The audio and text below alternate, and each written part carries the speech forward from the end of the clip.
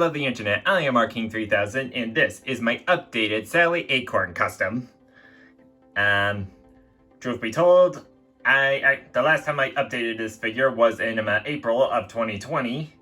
I didn't make a video of it at the time because I wasn't sure if it was going to be the final update to this figure. But I haven't touched this figure in over a year, so now I feel confident to make a video on it. And so here it is. But before we talk about how I updated this figure, I want to go over the history of me making a Sally Acorn custom. Okay, starting off, the picture on this screen is my first attempt at making Sally in the Jazzware scale in around 2014-ish. She's made out of a Blaze the Cat body with Amy Rose's left leg in boots, but with the right leg of a Knuckles figure. Not bad for an early effort. I was really proud of this figure at the time, but later on it broke on me, so I had to fix it. Also, I used this as an opportunity to sculpt extra hair points on the back of the head to make it more accurate. After 5 months, for some reason, my Sally custom was fixed. I only salvaged the head and arms of the original custom, but the torso and legs are new. The torso uses the upper half of a normal Sonic and the lower half of a Super Sonic. It doesn't look that great in retrospect. And the legs are both from a Amy Rose figure, so they match now. Despite my efforts with this fixing the figure, it ended up breaking on me later on again. I don't have a photo of that, but the peg to the leg connecting to the torso snapped off. At this point, I just given up on the figure, and 2 years later, I decided just to make a new Sally custom to redeem myself in a way. The two Sally figures on the screen are the exact same figures, so you can see how much has changed. After this video, go watch the original Sally custom video. I'll put a link in the corner and in the description.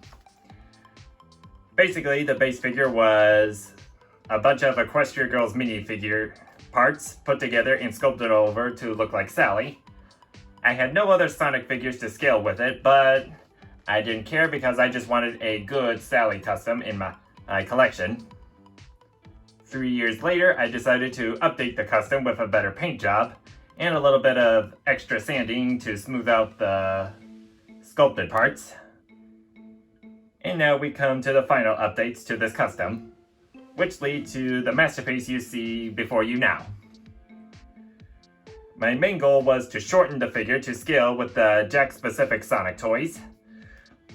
This was extremely difficult because I didn't own a Jakks Sonic figure at the time, so all my references to scale came from toy convention photos and reviews of the Bendy toys. But I accomplished the height problem by replacing the Equestria Girls mini boots with modified Jet the Hawk boots from Jazzwares, and cutting a segment of the thigh to... cut a section out of the thighs of the figure and just gluing them together. Well, sort of. What I ended up doing was replacing the hips of the Equestria Girls minifigure with the hips of a Mega Construx figure. So my Sally custom had ball-jointed hips instead of hinges. This also meant I had to combine the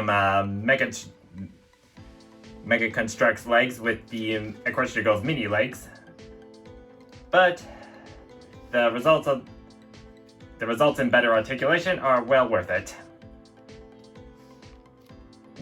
One final paint job later, and my Sally Acorn custom was finally complete. About a year ago, like I said. And with that out of the way, let's get some comparisons. Here she is next to a Equestria Girls minifigure. And of course I chose Sunset Shimmer, and as you can see, Sally is much shorter, so that was accomplished.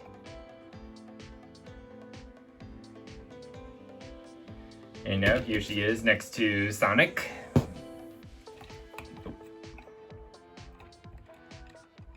There we go. They scale pretty well, I think. And here she is next to Amy. I actually modified my Jack-specific Amy figure to be a little bit shorter, so this is probably an invalid comparison. And that is about it. If you liked this little update and this video, please like, comment, share, and subscribe if you wish to see more content from me, and be sure to hit that bell icon to get notified for future videos. Thank you all for watching.